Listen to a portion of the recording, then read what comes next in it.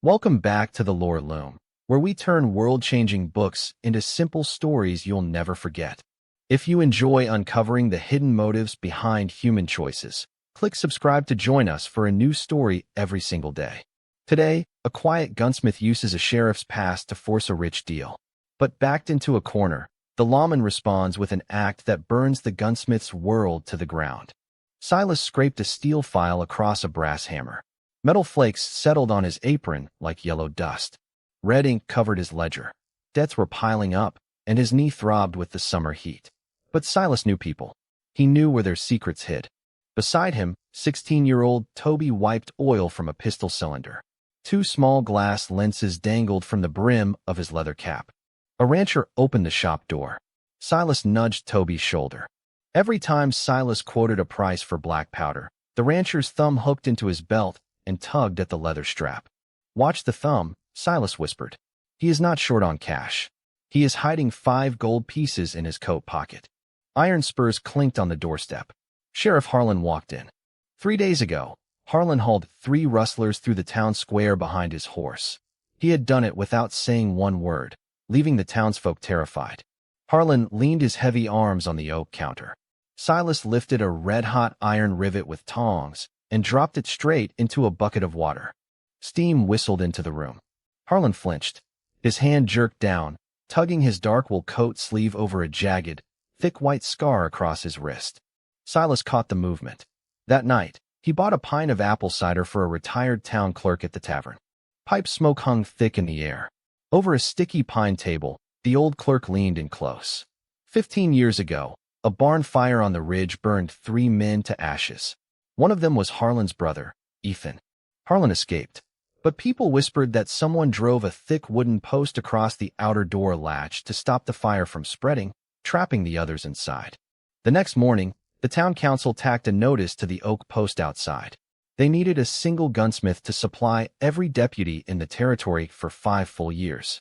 Guaranteed gold, paid debts, a peaceful retirement in the Green Hills. But Harlan held the deciding vote on the council, and he was already holding meetings with a gunsmith from the North County. 2 days later, Harlan entered the shop to collect a repaired carbine. Silas laid the rifle across the counter between them. Silas picked up a dry pine shaving from the floor. He snapped it between his fingers.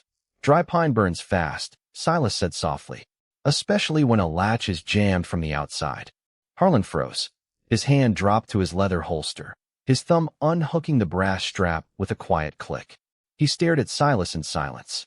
After Harlan left, Toby stepped out from behind the rifle rack. The boy dropped his rag. He didn't look at Silas, but he didn't leave. He went back to sweeping the far corner, his mouth set in a tight, quiet line.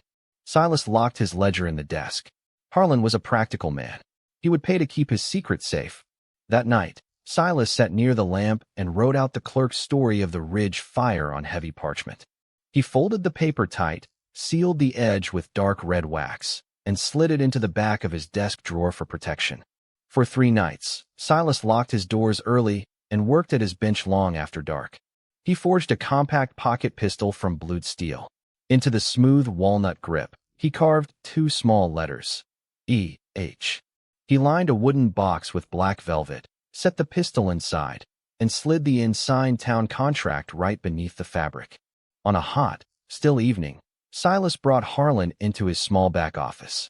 Harlan sat on a wooden stool, arms folded across his chest. Silas pushed the black velvet box across the pine desk. Harlan opened the box. He stared at the initials in the dark walnut. "I think this belongs to you," Silas said. Harlan slammed the wooden lid shut with a loud bang, his boots heavy against the floorboards. Silas slid an inkwell across the table. "Sign the contract," Silas said softly, "and this old story stays in this room." Harlan took the quill. His hand shook once before he dragged the nib across the paper, leaving his name in thick black ink. Harlan snatched the small pistol, shoved the signed contract back across the desk, and walked out without a word. Silas held the paper up to the lamp to let the ink dry.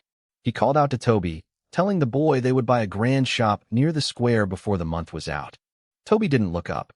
He kept sweeping brass dust near the front door, his broom scraping loudly against the pine boards.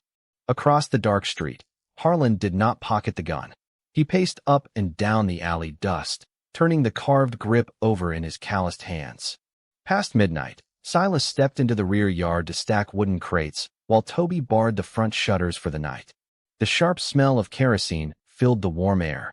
Silas rounded a pile of lumber and saw Harlan on the front porch steps.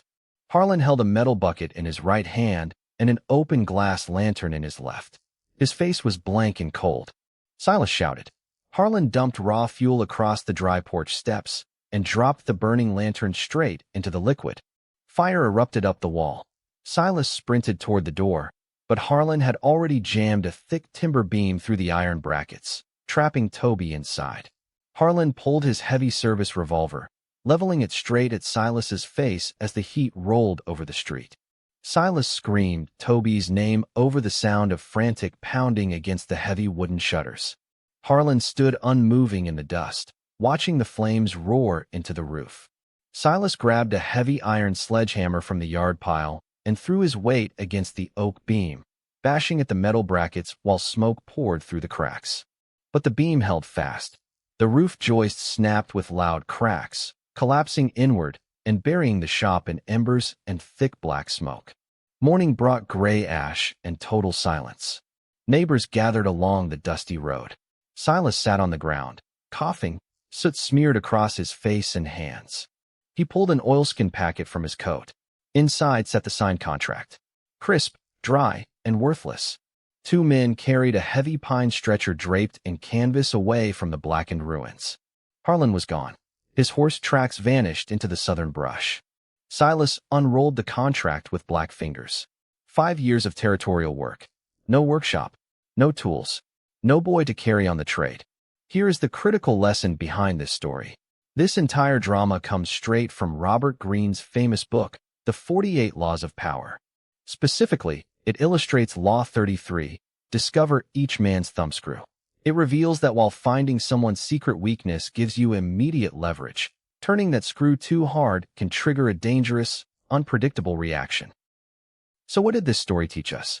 Pressing a person's hidden weakness gives you quick leverage, but push too hard on their shame, and you will burn down your own world. Remember when Silas noticed Harlan flinching at the sound of the steam and covering his wrist? Silas found the weakness, but instead of using it to set safe boundaries or protect his shop, he used it for pure greed. And when he presented Harlan with the carved pistol, he backed a desperate man into a corner where Harlan had nothing left to lose. What Silas should have done was keep his knowledge quiet and negotiate a fair arrangement on equal footing without stripping another man of his last shred of dignity. What would you have done if you found a rival's secret weakness? Most people do not have time to read hundreds of pages of strategy and history. That is why we distill these timeless books into short stories that stick in your mind forever. If you found value in this video, hit the subscribe button and click the notification bell so you never miss a lesson. Leave a comment below and tell us, which moment got to you more, the carved pistol on the desk or Silas sitting alone in the ashes? Thank you for watching, and we will see you in the next story.